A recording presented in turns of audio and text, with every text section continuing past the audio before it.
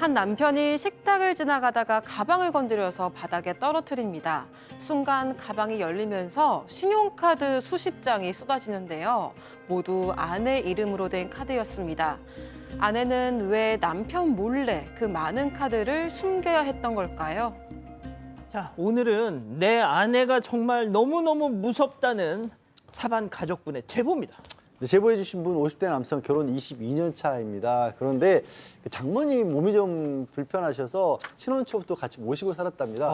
그것 때문인지 하여튼 아내가 좀 예민해서 자주 다투는데 한 번은 이렇게 또 다투고 그 거실에서 남편이 잠을 잤대요. 근데 아내가 문자를 보낸 거예요. 문자 내용이 충격적입니다. 너 때문에 아이가 죽어도 후회하지 마. 이렇게 보낸 거예요. 아, 옆방에서 자고 있는 아내가요? 예, 얼마나 놀랬겠습니까? 그래서 아내를 깨워가지고 도대체 이게 무슨 소리냐고 했더니 아니 그냥 당신 화나게 하고 싶어서 그런 거야 이러더랍니다.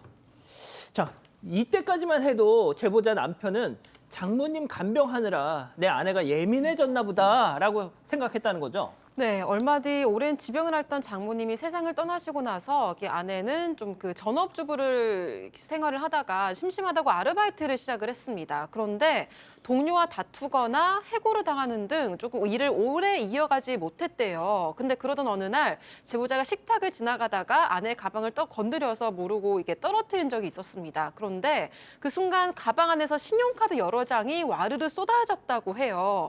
알고 보니까 아내가 남편 몰래 사기를 당했고 그 빚을 갚기 위해서 이 카드 돌려막기를 하고 있었던 겁니다. 다만 어떤 사기인지는 정확하게 말을 해주지 않았다고 하고요. 그런데 제보자는 일단 급한 불부터 끄자 이 생각에 아내 빚 2천만 원을 대신 갚아줬다고 합니다. 카드 돌려막기 하던 아내의 카드빚 2천만 원을 대신 갚아준 걸로 끝난 게 아니죠? 자, 이건 빙산의 일각이었습니다. 의부증 증세가 좀 있었다고 합니다. 항상 전화를 해서 통화를 하고 누구랑 같이 있는지 확인하고 사진 찍어서 보내라고 이제 계속 하는데, 자, 그날도 이 제보자가 친구들하고 이제 술을 좀 마시고 있었는데 옆에 여자 목소리가 들리니까 혹시 여자랑 있는 거 아니냐고 막 아내가 계속 추궁을 했다라고 합니다. 그래서 또 문제가 커질 수 있기 때문에 그런 거 아니라고 얘기하고 그냥 끊었다고 하는데 전화 도중에 사당 뭐 이런 얘기를 했다고 해요. 아내가 그거 딱 추측을 해서 사당역 일대를 1시간 동안 돌아다녔다고 합니다. 사당 상당히 크지 않습니까? 그래서 결국은 사당 고깃집에서 제보자를 찾아냈고요. 금방 간다고 달래도 아내가 밖에서 쭈그려서 문 앞에 있다가 제보자 나오니까 깜짝 놀라 그때까지 기다렸다고 합니다. 집착이 너무 심한데요, 교수님. 네, 뭐 여러 가지 증상이 아주 많이 보이고 있죠. 뭐 제보자께서도 이게 너무 심각하다라는 생각이 들어서 정신과 진료를 함께 받았다고요. 근데 이 의사가 뭐라고 얘기했냐면 우울 증세가 좀 있고 남편한테 너무 의존하고 있는 의존 증세가 있다. 근데 뭐 그 외 것들은 그렇게 심각하진 않다라고 얘기를 했대요. 아마도 친정 엄마를 간호하느라고 너무 지쳐서 그러니까 남편이 조금 더 살뜰하게 보살펴줘라라고 얘기를 했다는 거예요. 그래서 그냥 우리 부인이 너무 힘들어서 그랬나 보다. 그래서 그 약을 먹고 있었는데 그 약을 살뜰하게 막 챙겨줬다고 합니다. 그랬더니 그때부터 또 아내도 막 화를 내면서 난 약이 필요 없는데 왜 약을 먹으라고 하냐고 막 신경질 내면서 약을 안 먹었다라는 거예요. 그리고 나서 또 막 너무 하니까 부부싸움이 일어날 거 아니에요. 그 싸우고 나면 그때는 가만히 있다가 이 남편이 시간 지나서 나가고 나면 그때부터 이제 막 문자 폭탄이 쏟아졌다고 합니다. 자, 그 문자 폭탄에 어떤 말들이 담겨 있었을까요? 남편분 얘기 들어보시죠. 그러니까 싸우고 나면 대화를 안 하잖아요, 우리가. 그러면 카톡이랑 문자를 계속 보냈는데 그냥 전부 저를 비난하는 내용이에요. 뭐 어떻게 하자는 것도 아니고 네 새끼 죽는 꼴 잘 봐라. 너는 죽을 때 쓸쓸하게 용암에 처박혀서 죽어가라. 뭐 이런 스트레스만 받는 말들 있잖아요. 심각합니다. 네, 그리고 어느 날 21살이 된 아들이 제보자한테 아빠 저 엄마 때문에 너무 힘들어요 이런 이야기를 했대요. 이게 알고 보니까 얼마 전에 아들이 휴대전화 배터리가 떨어져서 잠시 친구 전화를 빌려서 엄마한테 연락을 했는데 이 엄마가 이게 아내가 그 번호를 저장을 했었다고 합니다. 그리고 며칠 뒤에 아내가 이제 아들이 전화를 안 받으니까 그때 저장해뒀던 친구한테 전화를 건 거예요. 그러고는 아들 어디 있냐고 물어보더니 그 다음에 갑자기 아들 때문에 너무 힘들다. 사실이다라면서 아들 친구한테 하소연을 했다고 합니다. 아이고야. 사실 아내가 이렇게 한 게 처음이 아니라고 하고요. 중고등학생 시절부터 이 아들을 험담하거나 푸념을 늘어놓은 적이 많았다고 합니다. 게다가 아들에 대한 집착도 강했다고 하는데요. 화가 나면 대학생인 아들에게 저녁 6시까지 집에 들어와라 이렇게 좀 통금 시간까지 정해줬다고 합니다. 박 변호사님, 예. 남편도 모자라서 아들에게까지. 그렇죠. 최근에 이 제보자의 이제 마지막 인내심까지 무너지게 됐는데요. 왜요?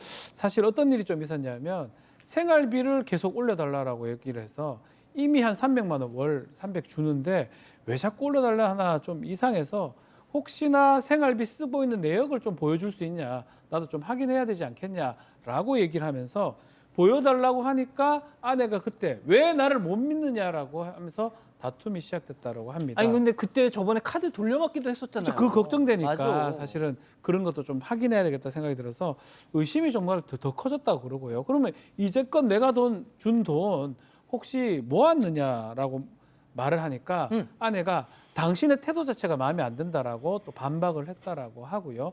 그래서 남편 입장에서는 제보자 입장에서는 초강수를 뒀다고 그래요. 그거 안 보여주면 나 이혼하겠다라고 얘기를 했다고. 아 통장 내역 안 보여주면. 통장 내역 보여달라. 안 보여주면 이혼하겠다. 얘기를 하니까 아내 역시 의심하는 게 너무 기분 나쁘다. 안 보여주고 이혼하자라고 오히려 적반하장으로 나갔다고 합니다. 이혼하는 것보다 통장 보여주는 게 쉬운 거 아니에요? 그렇죠. 왜냐하면 이혼을 하게 되면 이혼 소송 과정에서 재산 명세를 다 조회를 할 수가 있습니다. 보여주기 싫어도 보여줄 수밖에 없는 상황이 되는 거고요. 사실 두 사람이 꼭 결혼해서 산다는 게 결국 신뢰인데 그 바탕이 다 깨져버린 상황이기 때문에 혼인 생활을 과연 계속해서 유지하는 게 가능할까 싶은 상황이기도 하고 또 이런 정도의 상황이라고 한다면 나중에 재산 분할이나 이런 데 있어도 아까 빚을 갚아주고 이런 부분도 이게 결혼 생활에 필요했던 내용들이 아니기 때문에 이 부분을 다 빼고 이혼을 할 수도 있지 않을까 하는 생각도 듭니다. 교수님 지금까지 계속 이 상황을 좀 짚어봤는데 도대체 왜 이러는 거예요? 네, 저는 아주 이분이 복합적 증상이 너무 많게 보이거든요. 그러니까 일단은 남편하고 아들한테 집착하고 불안도 높고 또 네 새끼 죽는 거 봐라 이렇게 아들 친구한테도 얘기하고 이렇게 협박도 하고 편집적인 문자 폭탄도 있고 이부정도 있고 사회생활도 안 되죠. 인간관계도 안 되고 삶의 조절도 안 됩니다. 빚도 많고 통장 관리도 않고 이런 너무 여러 가지 문제들이 있는데 본인은 본인의 문제를 약도 안 먹어도 되고 난 정상이다라고 생각하는 데 있는 것 같아요. 그리고 의사 선생님도 좀 위로하고 힘을 주려다 보니까 이제 우울하고 의존적인데 힘들어서 그렇다라고 정도를 얘기를 했고요. 남편은 너무 지치다 보니까 치료보다는 이제 갈등을 그때그때 모면하는 거를 좀 해오신 것 같은데 저는 이혼도 급하실 수도 있겠지만 더 중요한 건 장기적이고 안정적으로 치료를 받는 거예요. 이분은 꼭 약물 치료도 하셔야 되고 저는 심리 치료도 꼭 하셨으면 좋겠거든요. 이분은 꼭 치료가 필요한 분입니다. 박 변호사님. 예, 실제로 우리 법원 판례는 만약에 지금 이 아내분이 좀 심리적으로 좀 힘든 부분이 있거든요. 그런 게 있으면 부부가 서로 협조하고 서로 좀 협력해서 부양할 수 있는 그런 것들을 좀 부여하고 있기 때문에 아마 이혼을 한다고 했을 때 쉽지는 않을 가능성도 있습니다. 이게 심리적인 문제라면요. 정말 그냥 고의적으로 만약 하는 거라 그러면 이혼도 가능하겠지만 그게 아니고 말씀하신 것처럼 심리적 부분이 조금 크다고 그러면 그런 부분도 있기 때문에 남편이 우선 심리적인 부분을 조금 해결해야 될 필요가 있지 않을까 그렇게 생각이 듭니다. 그러면은 말씀을 종합하면은 치료를 어떻게든 받는 게 우선일 것 같습니다. 네, 댓글도 보겠습니다. 비타민 누나님, 돌려막기 도와주면 계속합니다라고 하셨고요. 우일님, 이혼하세요, 끌려다니지 마세요라고 하셨습니다. 사건 부반장님은 가족들이 너무 힘들 것 같아요라고 하셨습니다. 그러니까 말이죠.